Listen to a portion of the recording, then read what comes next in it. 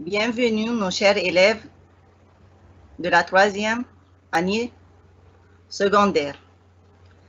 Je vous présente notre équipe de la langue française première langue. أستاذة شيرين راغب موجه أول اللغة الفرنسية محافظة الإسكندرية. أستاذة نوى أحمد معلم أول اللغة الفرنسية محافظة الإسكندرية.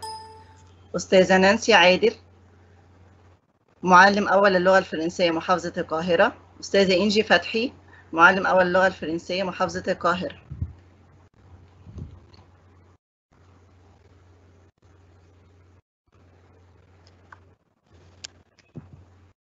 On va travailler dans cette séance la 3e révision. On va commencer par le texte. Oubliez Teams, Zoom, Skype. Il est temps de ramener les salariés dans les entreprises. Dans le monde d'après, il y aura du télétravail.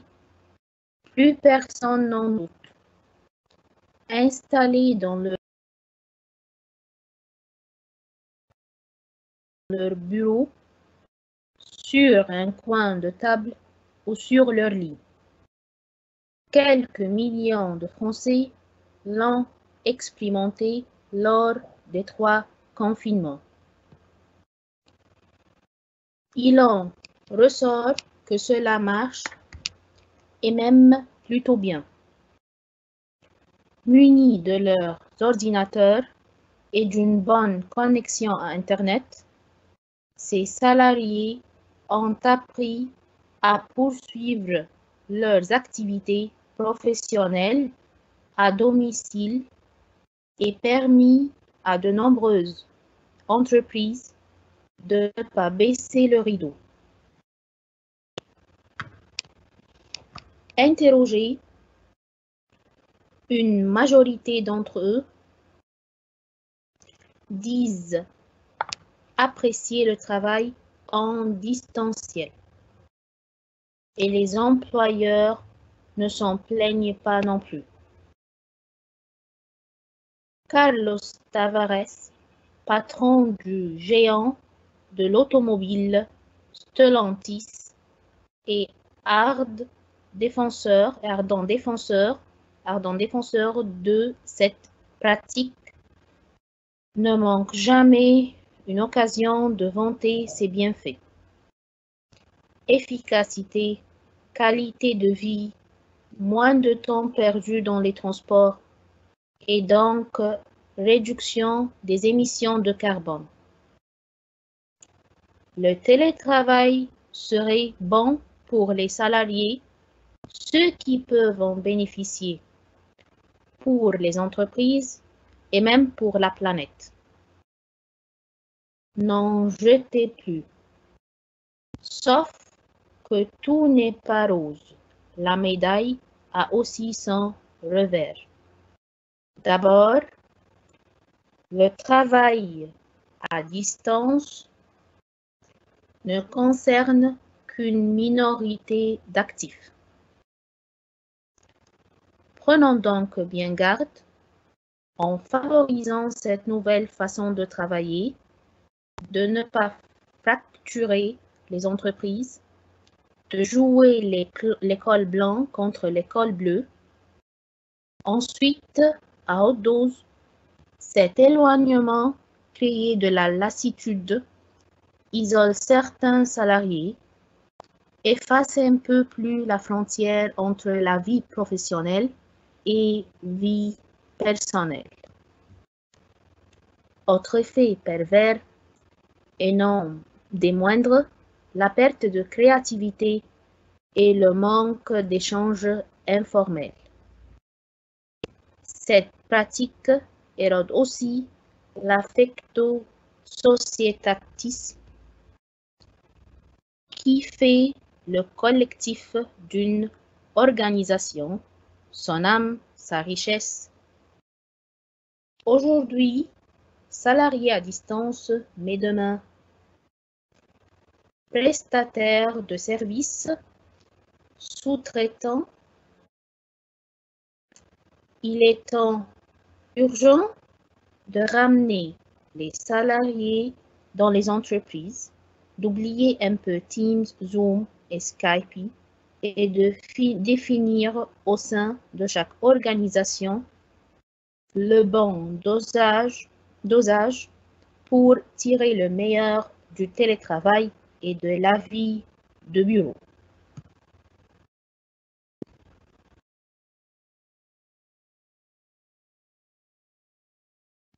Alors, pour la première question,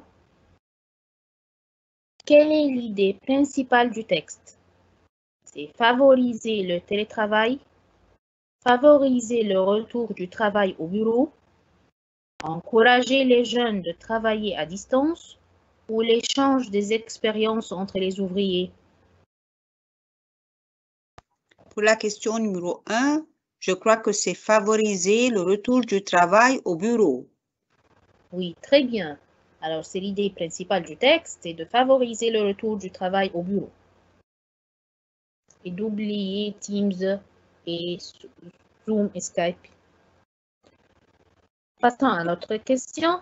Mais si les élèves oublient Teams, Zoom, Skype, comment nous allons travailler? Pour l'éducation, je pense qu'on doit, pour l'enseignement et l'éducation, je pense qu'on doit utiliser Teams, Zoom, Skype dans cette période de temps. Mais pour les entreprises, je pense qu'ils doivent oublier maintenant ces réseaux sociaux et retourner au bureau. Oui, vous avez tout à fait raison. Alors, question numéro 2. D'après le texte, quelles sont les conditions pour pouvoir travailler à distance? Qu'est-ce que je dois avoir pour pouvoir travailler à distance? C'est la créativité et une bonne qualité de vie, l'indépendance et le savoir-faire, une bonne ambiance et la collaboration entre les ouvriers ou une connexion Internet et un ordinateur. Bien sûr que pour pouvoir travailler à distance, vous avez besoin d'une connexion Internet et un ordinateur. Très bien. L'ambiance et la collaboration, ce sont dans les bureaux et non pas sur ordinateur. Oui, très bien, c'est vrai. Alors, question numéro 3. D'où est extrait ce document? Pardon, c'est les conséquences négatives du travail d'après le texte sont le manque d'enthousiasme et l'isolement, la diminution des protections sociales, on peut diverger et décrocher complètement ou on n'est pas productif à 100%. Si on a bien lu pendant la période du confinement, on va trouver que vraiment c'est les manques d'enthousiasme et l'isolement qui est parmi les conséquences négatives du télétravail. Oui, parce qu'il n'y a pas de collaboration, il n'y a pas de la vie sociale. C'est la manque de la vie sociale, n'est-ce pas? Oui, manque de vie sociale, manque de vie privée, travail qui règne pendant toute la journée parfois. C'est difficile. Oui, pas de temps fixe. Oui. Alors, question numéro 4.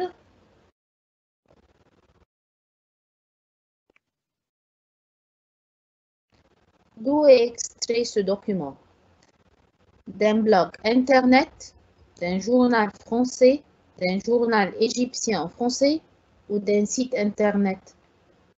Si vous permettez de retourner au texte, au document lui-même, au début, oui, pour pouvoir se rassurer, c'était quoi? En haut, c'est écrit, oui, plus en haut, s'il vous plaît. Voilà, l'éditorial, le F par Jacques-Olivier Martin, journaliste à lefigaro.fr. Donc, c'est l'éditorial du Figaro, c'est un journal français. Oui, très bien. C'est un extrait d'un journal français qui s'appelle Le Figaro.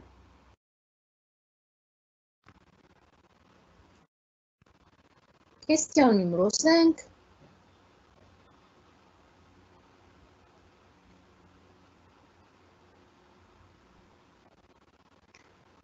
Le journaliste propose de supprimer les réseaux sociaux, combiner entre le télétravail et le travail au bureau, ramener les salariés dans les entreprises, différencier entre la vie professionnelle et la vie personnelle.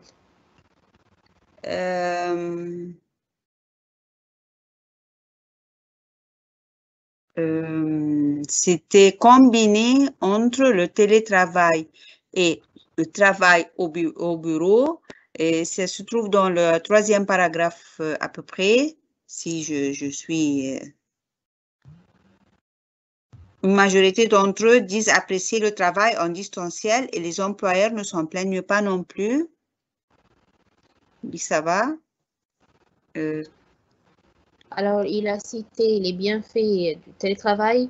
Oui, mais en même temps, il a dit il est temps de ramener les salariés dans les entreprises, d'oublier un peu. Il n'a pas dit d'oublier totalement. Non, il a dit d'oublier un peu. Donc, l'amalgame entre le travail à distance et le travail dans les bureaux. Parce que dans certains cas, on est obligé de travailler à distance. Oui. Et aussi, le chapeau, c'est écrit qu'il faut combiner les deux. Très bien. La question numéro 6.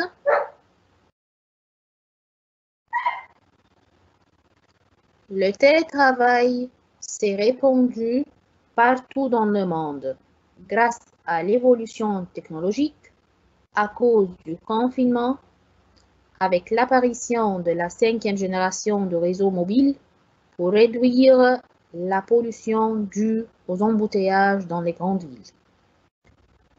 C'est à cause du confinement. Le télétravail s'est répandu partout dans le monde à cause du confinement. Oui, parce qu'on a passé 3 confinements. C'est pour cela que c'est répandu maintenant dans tout le monde, dans le monde entier. Alors, passons à la question numéro 7.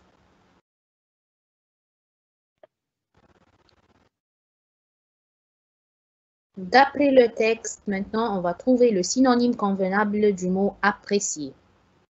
Apprécier, c'est admirer ou comparer, croire ou estimer. Apprécier, c'est estimer. Très bien, c'est estimer.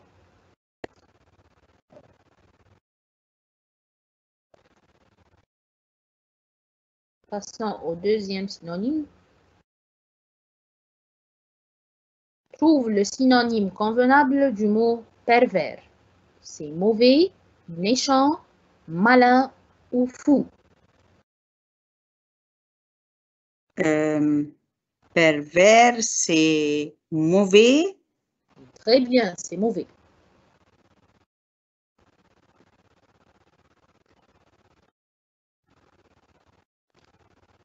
D'après le texte, trouve l'antonyme convenable du mot défenseur. C'est agresseur, ennemi, adversaire ou attaquant. Il faut faire attention ici qu'il y a 2 synonymes, il y a 2 antonymes. Ne confondez pas, lisez bien la consigne pour se rassurer s'il demande le synonyme ou bien l'antonyme. Donc, l'antonyme de défenseur, c'est-à-dire le contraire de quelqu'un qui défonce, non, c'est plutôt attaquant. Très bien.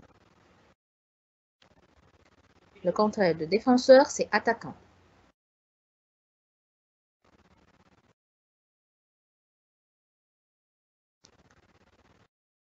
D'après le texte, trouve l'antonyme convenable du mot muni.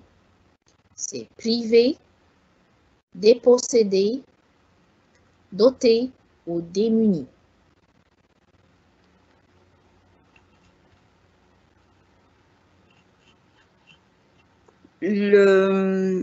L'antonyme, cette fois-ci aussi, il demande l'antonyme, c'est-à-dire le contraire de muni. Bien, il y a le préfixe dé, c'est clair et net, c'est démuni. Très bien, l'antonyme du mot muni, c'est démuni. Voyons maintenant l'autre texte. la karatéka Ferial Ashraf décroche son ticket olympique. La karatéka égyptienne Ferial Ashraf Abdelaziz, plus de 61 kg, a décroché son ticket pour les Jeux olympiques de Tokyo après avoir remporté la médaille de bronze aux éliminatoires mondiales qualificatives pour les Jeux olympiques qui se sont déroulés du 10 au 13 juin à Paris. Ces éliminatoires ont été organisés à la salle couverte au stade de Pierre de Coubertin avec la participation de 494 athlètes représentant 98 pays et offre les derniers tickets olympiques en karaté pour les 3 premiers athlètes de chaque catégorie. Ferial a réalisé un parcours exceptionnel en remportant tous ses matchs au premier tour pour se classer à la première place du groupe 4 et se qualifier pour la phase finale qui regroupe 4 athlètes. En finale, elle a battu la Suisse Elena Kirissi 2-1 et la Canadienne Melissa Bratic 2-0 avant de perdre contre l'Italienne Silvia Semeraro 0-3 pour se classer à la 3e place du tour final et décrocher le ticket olympique. Il est à noter que l'Égypte avait déjà décroché 2 autres tickets olympiques par le biais du classement mondial à travers Gianna Farou et Ali Sow, d'après l'Ahram Hebdo. Ben, pour commencer, j'aimerais savoir qu'est-ce que ça veut dire karatéka. Karatéka, c'est la joueuse, le karatéka et la karatéka, ce sont les joueurs du karaté. Ah, la personne qui joue au karaté. Merci. Oui. Donc, on passe aux questions. Quel est le sujet principal de ce texte? Les finales de karaté, les résultats des sportifs égyptiens, les épreuves de natation ou les Jeux africains? Non, c'est plutôt les finales de karaté. Oui, très bien. Ce sont les finales de karaté. Passons à la question numéro 2. D'où ce texte est-il extrait? De l'Ahram hebdomadaire, du site Sport Data, d'un journal japonais, d'un journal marocain. Si on retourne au texte, on peut savoir d'où est-ce qu'il est extrait. Regardez bien la dernière ligne, et l'Ahram Hebdo. Donc, et pour chercher d'où est extrait le texte, il doit y avoir quelque chose qui désigne d'où il est extrait. Ou bien le nom du journal, ce sera à la fin, ou bien en haut, le nom du site. Vous cherchez bien, vous allez toujours trouver quelque chose qui vous mène à la bonne réponse. Donc, de l'Ahram Hebdo. Oui, de l'Ahram hebdomadaire. Hebdomadaire, l'abréviation c'est Hebdo. Hebdomadaire, c'est un journal qui paraît chaque semaine. Passons à la question numéro 3. L'Égypte a décroché les tickets olympiques jamais, 2 fois, 3 fois ou une seule fois. Ben, si je retourne au texte, parce que toujours pour pouvoir se rassurer qu'on a bien répondu à notre question, on doit retourner lire et relire le texte plusieurs fois.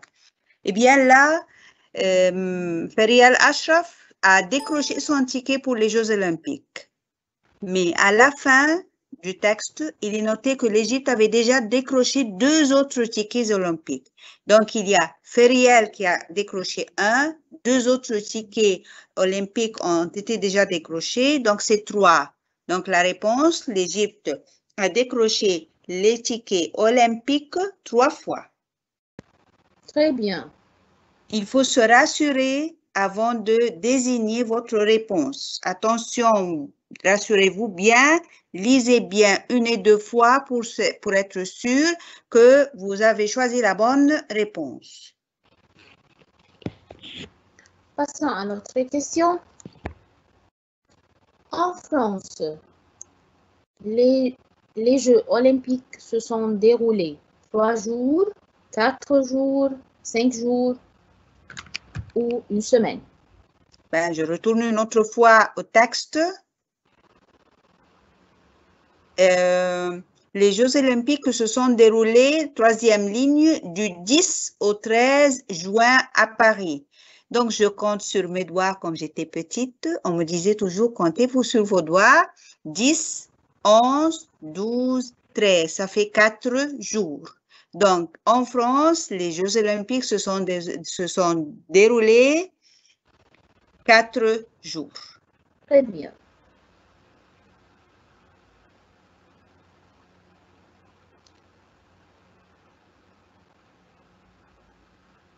La joueuse suisse, canadienne, italienne ou égyptienne s'est classée à la première place du tour final.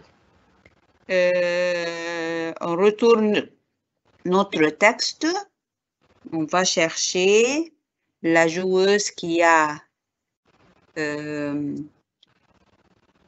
pu parcourir, c'est Elena. La phase finale, 4 athlètes en finale, elle a battu la Suisse. C'est Ferial qui a fait ça, canadienne. L'italienne Silvia Semoro pour se placer à la 3e place du tour final. Donc, première place, c'est Sylvia. Ensuite, Sylvia, oui. On a Mélissa. Ensuite, on a l'Égyptienne Ferial, n'est-ce pas? Oui. Alors, la première, c'est Sylvia, c'est l'italienne. Sylvia, l'italienne, oui. Toujours, rassurez-vous de vos réponses. Relisez une autre fois votre document. Vous avez le temps, ne vous inquiétez pas de perdre le temps, mais rassurez-vous de vos questions, de vos réponses, excusez-moi. Oui, on passe à la question suivante. Ferial Ashraf a participé à ces éliminatoires pour gagner la phase finale, réaliser un parcours exceptionnel, battre les autres joueuses ou rivaliser avec ses adversaires sur le tour final. Puisqu'elle a joué plusieurs matchs, donc c'est pour rivaliser avec ses adversaires sur la tour finale.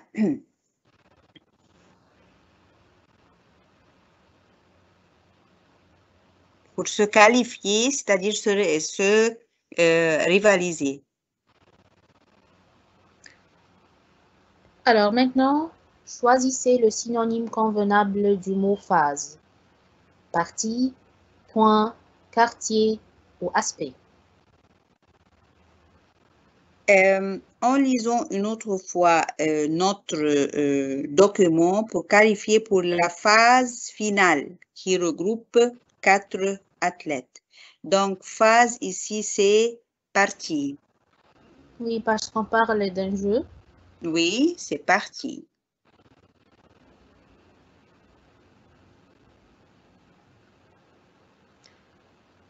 D'après le texte, choisissez le synonyme convenable du mot décrocher, gagner, reculer, atteint ou détacher. Décrocher le ticket olympique. Décrocher, c'est-à-dire, d'après le texte aussi, c'est détacher. Non, c'est gagner. C'est gagner. C'est gagner. Décrocher, c'est gagner. C'est gagner. C'est avoir le ticket olympique.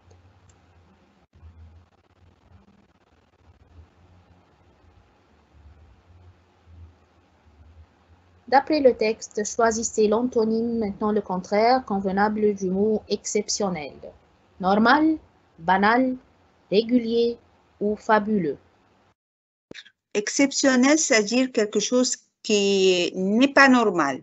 Et puisque nous, on nous demande l'antonyme, donc c'est normal. Très bien. Exceptionnel, le contraire, c'est normal. Dernière question de la du deuxième document. D'après le texte, choisissez l'antonyme convenable du mot mondial. International, local, gouvernemental ou universel. Disons local, parce que mondial, c'est pour tout le monde, mais local, c'est quelque chose qui est pour un seul pays, bien un seul département, donc c'est local. Et mondial, le contraire, c'est local. Voyons maintenant les questions de la langue. L'événement, des points, je me souviens, date d'avant la Révolution. Complète par le pronom relatif convenable. Duquel, auquel, que ou dont.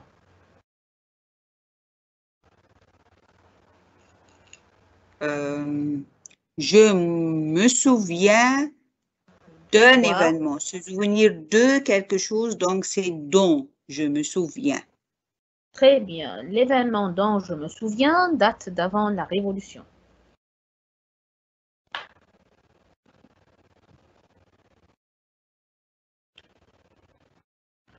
Remplace les groupes soulignés par les pronoms convenables. Est-il temps de ramener les salariés dans les entreprises? Alors, oui, il en est temps de les ramener. Oui, il est temps de les y ramener. Oui, il est temps de les en ramener. Oui, il y est temps de les ramener. Ramener les salariés, c'est un complément d'objet direct, donc je vais chercher entre le, la, les salariés va être remplacé par les parce que ce sont pluriels. Dans les entreprises, c'est un lieu. Oui, il en est temps de les ramener. Oui, il est temps de les y ramener parce qu'il y a dans les entreprises, c'est un lieu. Oui, oui, il est temps de les y ramener. Très bien.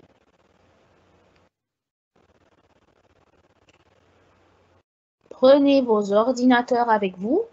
Le directeur a dit aux employés. Alors maintenant, on va commencer par le directeur a dit. On va rapporter cette phrase au style indirect. Alors, de prendre vos ordinateurs avec nous, de prendre ces ordinateurs avec vous, de prendre leurs ordinateurs avec eux ou de prendre leur ordinateur avec eux. Veuillez me faire voir la phrase lui-même.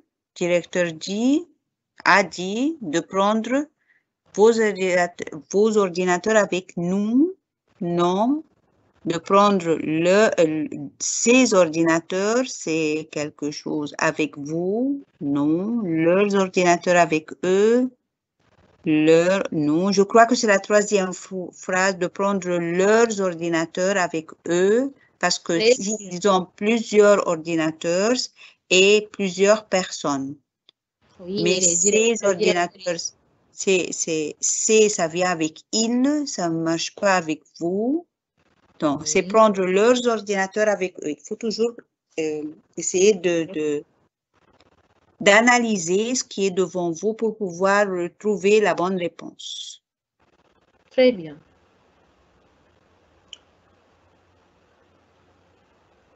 Les émissions de carbone dépendent par les transports polluaires. Alors ici, on va choisir entre le participe passé sous forme d'un adjectif du verbe émettre, c'est émis. Alors émis S ou émise, la fin ES, ou émise E seulement, ou émisé. Non, émis, elle est éliminée parce que les émissions, ce sont plurielles. Donc, émis, ça ne marche pas. Et aussi émise, numéro C, ça ne marche pas. Et même émisé, ça ne marche pas. Donc, il me reste émise. Très bien. Les émissions de carbone émises par les transports polluent l'air.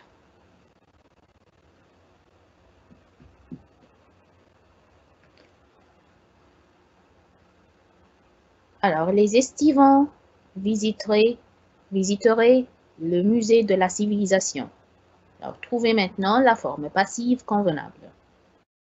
Le musée de la civilisation était visité par les estivants. Le musée de la civilisation a été visité par les estivants. Le musée de la civilisation serait visité par les estivants.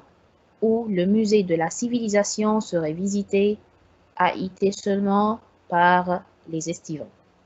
Eh bien, là, c'est pour la forme passive.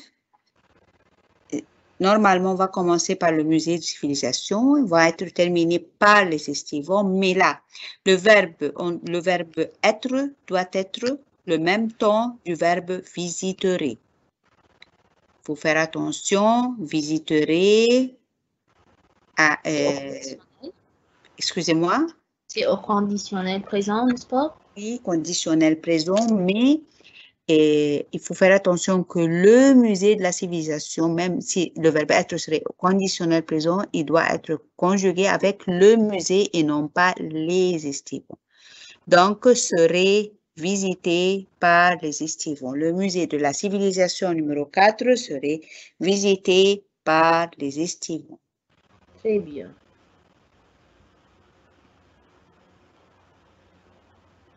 Je partirai une fois que je vais terminer le travail. Alors, on a terminerai, AI seulement, c'est au futur, ou terminerai, AIS, c'est au conditionnel présent, et terminer, c'est au passé composé, ou aurait terminé, c'est au futur antérieur. Je partirai une fois que j'aurai terminé le travail. Oui, on a ici l'antériorité, on a deux actions, et là, j'aurais terminé, c'est une action qui est passée avant de partir, n'est-ce pas? Alors, Oui. c'est pour cela on va utiliser le futur antérieur.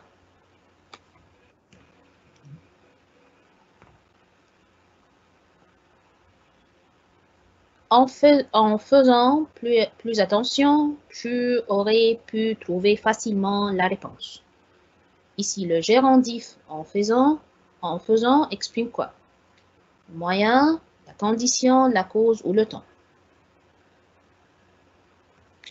Et si j'étais pendant l'examen et je doute et je ne peux pas préciser la réponse, est-ce que je peux sauter cette réponse et retourner une autre fois après? Oui. Oui, bien sûr. Mais non, on ne va pas faire ça maintenant, mais c'est pour l'élève qu'il sait qu'il peut, même si c'est une question qui il y a un problème avec lui, il peut la sauter, retourner une autre fois. En faisant plus attention, tu aurais pu trouver facilement ta réponse. Le gérondif ici, il exprime si tu as fait attention, c'est tu aurais pu, c'est la condition. Oui, si tu avais fait plus attention, tu aurais pu trouver facilement la réponse. Alors, c'est une condition. C'est une condition. Très bien. Alors, sans manque d'enthousiasme, des points à l'injustice du patron. Alors, parce que n'est jamais suivi de A, ni provoque A. Donc, il me reste grâce et est dû. Mais si je lis la phrase une autre fois, son manque d'enthousiasme, je crois que c'est dû à l'injustice du patron. Très bien, on a deux groupes nominaux ici, on n'a pas une phrase subordonnée, c'est pour cela on doit choisir un verbe. Alors c'est pour cela on doit choisir est dû, qui est suivi toujours par a. Alors son manque d'enthousiasme est dû à l'injustice du patron.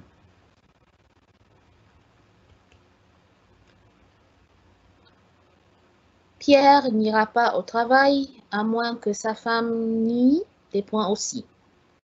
Ira au futur ou irait au conditionnel présent, aille au subjonctif ou va aller au futur proche. À moins que est suivi de subjonctif, donc c'est aille. Eh bien, Pierre n'ira pas au travail à moins que sa femme n'y aille aussi.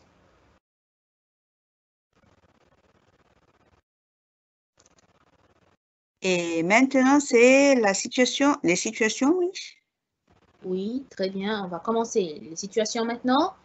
Alors, la vigie de Notre-Dame de la Garde signale l'arrivée du 3 mâts. Alors, ici, la vigie signifie une personne chargée de surveiller la mer, une personne chargée d'annoncer l'arrivée des bateaux, une personne chargée de mouiller les bateaux ou une personne qui commande à bord des bateaux. Je ne crois pas qu'il y a quelqu'un qui sera chargé de mouiller les bateaux. Très bien. Moi, j'ai bien lu le Comte de Monte Cristo et je sais que c'est une personne qui est chargée d'annoncer l'arrivée des bateaux. Très bien. Alors, c'est une personne. La vigie signifie une personne chargée d'annoncer l'arrivée des bateaux. Parce que là, c'est le vocabulaire qui existe dans le Comte de Monte Cristo. Oui, très bien. Alors, il est temps de ramener les salariés dans les entreprises. Cette phrase exprime la volonté, le sentiment, la probabilité ou le doute. Il est temps de ramener les salariés dans des entreprises. C'est la probabilité.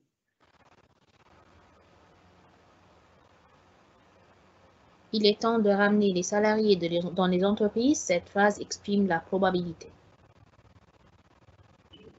Puisqu'il est temps. Oui, très bien. Que dis-tu dans les situations suivantes? On vous demande ce qu'il faut pour faire de l'équitation. Vous dites, il faut un hippodrome, il faut un maillot de bain, il faut un VTT, c'est l'abréviation d'un vélo à tout terrain, ou on peut dire qu'est-ce qu'il faut pour faire de l'équitation. Bien sûr que c'est pas un vélo, ni un maillot, ni je vais faire la question qu'est-ce qu'il faut pour faire. Et ici, il est très rusé, celui qui a fait l'examen, parce qu'il a mis une question, mais sans un point d'interrogation. Donc, il me reste, il faut un hippodrome. Il faut un hippodrome. C'est la place chargée pour faire de l'équitation.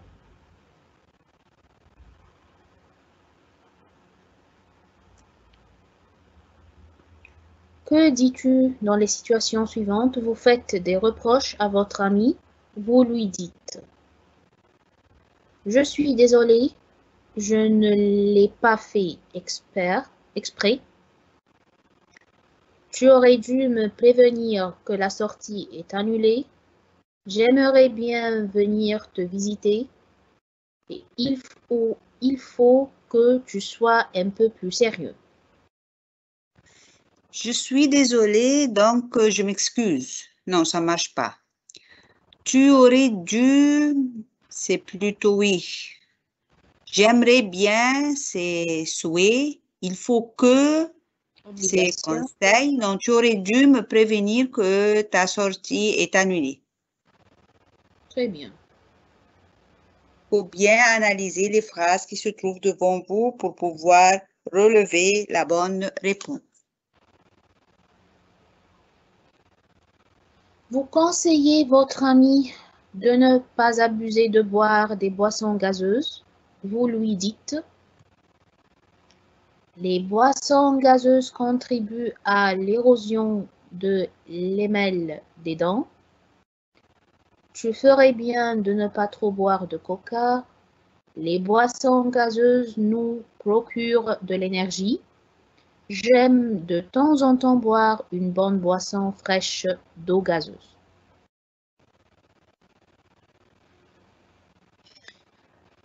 Les boissons gazeuses contribuent à l'érosion de l'émail des dents. Ben, c'est pas quelque chose de bon. Tu ferais bien de ne pas trop. Voilà, c'est puisque vous conseillez, je cherche comment dire des conseils. Donc, c'est tu ferais bien de ne pas boire de coca. Très bien. Tu ferais bien de ne pas boire de coca. Pour protéger les animaux sauvages de disparition, il faut construire des chemins cyclables, réglementer les safaris, enfermer les animaux dans des cages ou embaucher des gardes forestiers.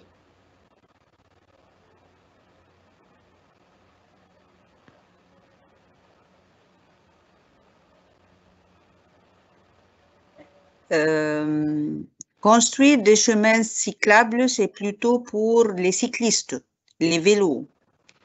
Réglementer les safaris, oui, c'est plutôt ça la réponse. Mais quand même si je suis à 75% sûr que c'est la réponse correcte, je dois encore lire les autres réponses. Enfermer les animaux dans des cages, non, c'est pas humain, c'est pas bon pour les animaux d'être enfermés dans des cages. Et plutôt réglementer les safaris et laisser les animaux dans les safaris, ça serait plus efficace. Embaucher des gardes forestiers, même si j'ai embauché des gardes forestiers, oui, ça aide, mais c'est plus efficace de réglementer les safaris, donc je choisis réglementer les safaris. Attention, parce qu'ici, il se peut que vous pensiez à embaucher des gardes forestiers ou bien garder les animaux dans des cages, mais il faut chercher la réponse la plus correcte. Oui, très bien.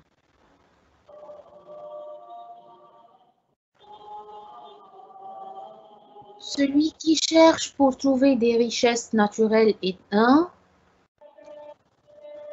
milliardaire, militaire, prospecteur ou contestataire. Les richesses naturelles, c'est ça le mot-clé. C'est pas la richesse de l'argent, donc c'est pas milliardaire. Mais les militaires aussi n'ont rien à voir avec les richesses naturelles. Donc, je crois que c'est prospecteur. Oui, très bien. C'est un prospecteur, c'est celui qui cherche pour trouver des richesses naturelles.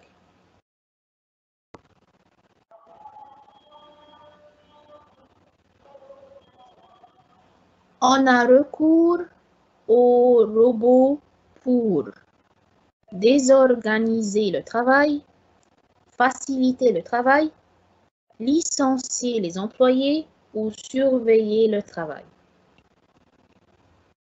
Ben, désorganiser le travail, c'est pas logique de désorganiser le travail, c'est plutôt organiser le travail, c'est la normale. Faciliter le travail, oui, les robots facilitent beaucoup le travail.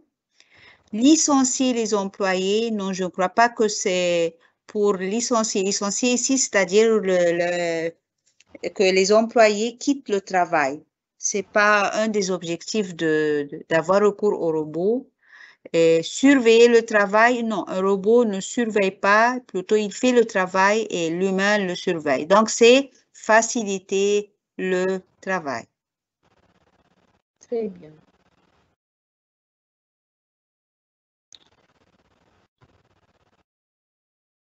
La plupart des accidents des routes sont dus au modèle de la voiture, à la négligence des piétons, aux fautes de conduite ou au service public. Les accidents des routes, bien que tout ce qui est là peuvent être des causes d'accidents de route, soit un modèle de voiture qui a des défauts et donc il cause des accidents, soit que les piétons ne font pas attention et, par exemple, traversent la rue dans des endroits pour les non-piétons, soit des fautes de conduite, mais les services publics, je ne crois pas qu'ils ont un rôle dans les accidents des routes, mais le plus logique, ce sont les fautes de conduite. Parce que même si les piétons sont indulgents, le conducteur doit faire attention. Oui, très bien.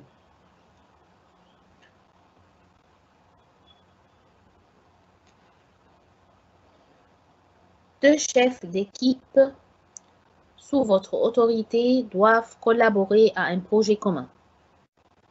Vous avez observé que leurs façons de travailler sont très différentes et qu'ils sont continuellement en compétition.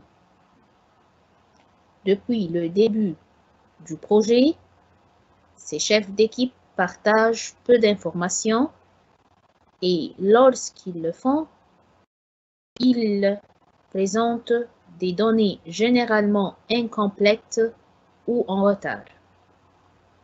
La situation dégénère sans cesse et le climat de travail entre eux se détériore. Alors, vous organisez une rencontre avec les deux chefs d'équipe afin que chacun ait l'occasion d'exprimer son point de vue sur la situation et de proposer des solutions. Numéro B, vous avez recours à un spécialiste en gestion de conflits afin d'évaluer la situation et de proposer des pistes de solutions. Numéro C, vous indiquez à vos deux chefs d'équipe que vous prendrez en charge le projet de façon temporaire afin de rétablir le climat de travail. Ou numéro D, vous rencontrez vos deux chefs d'équipe individuellement afin de discuter de vos attentes en matière de communication et de partage de l'information. Eh bien, ce qu'on nous a appris, que travailler en équipe, c'est-à-dire collaborer, c'est-à-dire partager les informations, c'est-à-dire les données, si je présente des données, doivent être complètes. C'est ce que, en général, c'est ça l'équipe, le travail de l'équipe. Mais si deux chefs d'équipe ne collaborent pas, leur façon de travailler est très différente. Ils sont toujours en compétition, malgré que c'est le contraire. Ils ont tous les deux un seul objectif, donc ils se complètent et jamais en compétition. Donc, si j'organise une rencontre avec les deux chefs d'équipe afin que chacun ait l'occasion d'exprimer son point de vue sur la situation et de proposer des solutions, on ne sera jamais d'accord. Chacun va s'entêter, il va s'intéresser à ses solutions lui-même, seul ses solutions. Si j'ai recours à un spécialiste en gestion de conflits afin d'évaluer la situation, de proposer des pistes de solutions, bien pourquoi je vais donner de l'argent à ce spécialiste. Je n'ai qu'à mettre les points sur les i avec les deux. Vous indiquez à vos deux chefs d'équipe que vous prendrez en charge le projet. Non, ils ne vont pas travailler, c'est moi qui vais travailler. Non, ce n'est pas logique aussi. Vous rencontrez vos deux chefs d'équipe individuellement afin de discuter vos attentes en matière de communication et de partage des informations. Oui, c'est plutôt ça la réponse. Je vais rencontrer les deux chefs, chacun seul. Je vais discuter avec lui et je vais lui dire que j'attends que vous communiquez ensemble, que vous partagez vos informations et vous vous complétez. Et c'est ça. Oui, très bien. C'est numéro D.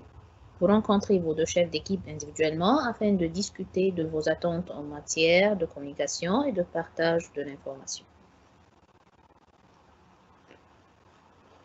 Alors, que fais-tu dans les situations suivantes? On a une autre situation. Un de vos chefs d'équipe vous informe qu'il a reçu plusieurs appels de citoyens qui se plaignent des retards dans le traitement de leurs demandes de service. Vous savez que vos employés doivent temporairement composer avec une surcharge de travail. Alors, qu'est-ce que vous allez faire? Vous veillez à redistribuer les tâches de façon temporaire afin d'accompagner vos chefs d'équipe dans la gestion de cette surcharge de travail. Ou numéro B, vous rencontrez vos chefs d'équipe afin d'examiner la charge de travail des employés et de trouver des solutions pour maximiser l'efficacité de la procédure de traitement des dossiers. Ou numéro C, vous allez vous communiquer avec les citoyens qui ont déposé des plaintes afin de mieux comprendre la situation et de leur expliquer les raisons qui ont mené au retard dans le traitement de leur dossier. Ou numéro D, vous vérifiez la possibilité d'embaucher un nouvel employé afin de faire face à la surcharge de travail. Eh bien, il y a un retard dans le traitement des demandes de services. Il y a une surcharge de travail. Est-ce que redistribuer les tâches de façon temporaire afin d'accompagner, donc je vais collaborer avec eux, accompagner, c'est un chef d'équipe. Il ne sera pas accompagné, il est un chef d'équipe, c'est-à-dire c'est accompagner quelqu'un d'autre. Donc, cette réponse numéro A, non. Vous rencontrez vos chefs d'équipe afin d'examiner la charge de travail des employés et de trouver des solutions. Oui, on va discuter, on va essayer de réfléchir ensemble pour trouver des solutions et de maximiser l'efficacité de la procédure de traitement des dossiers. Oui, ça, je le préfère. Donc, c'est peut-être ça la réponse, mais je dois continuer à lire les deux autres réponses. Vous communiquez avec des citoyens qui ont déposé des plaintes afin de mieux comprendre la situation, leur expliquer les raisons qui ont mené au retard. Non, je vais pas légaliser le fait d'être en retard. Non, les citoyens sont toujours ont le droit d'avoir leur service au bon moment. Vous vérifiez la possibilité d'embaucher un nouvel employé afin de faire face à la surcharge de travail. Mais le fait de vérifier la possibilité d'embaucher quelqu'un, oui, on peut embaucher quelqu'un, mais ça va prendre du temps.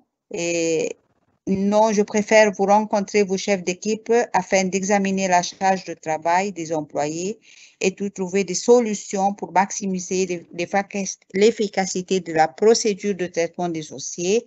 Si la procédure est plus efficace, c'est plus intéressant, c'est plus valable que d'embaucher quelqu'un de nouveau, même si j'apporte quelqu'un de nouveau et la procédure n'est pas efficace, ça n'aboutit à rien. Donc, je préfère le numéro B. Très bien, c'est la bonne réponse. C'est la bonne solution. Maintenant, c'est la fin de notre examen, 40 questions. On espère que où on fait des exemplaires un peu similaires à ce que vous allez rencontrer dans l'examen. Je vous conseille de lire et relire soit le texte ou le document, les deux documents que vous allez rencontrer, soit les questions de la situation et faites attention aux consignes, qu'est-ce qu'on vous demande pour pouvoir faire un bon choix.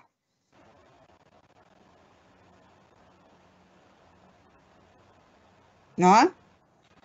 Oui. Est-ce que vous avez quelques conseils à donner à nos chers élèves? Non, vous avez donné le bon conseil, c'est de lire et de se concentrer en répondant à ces questions.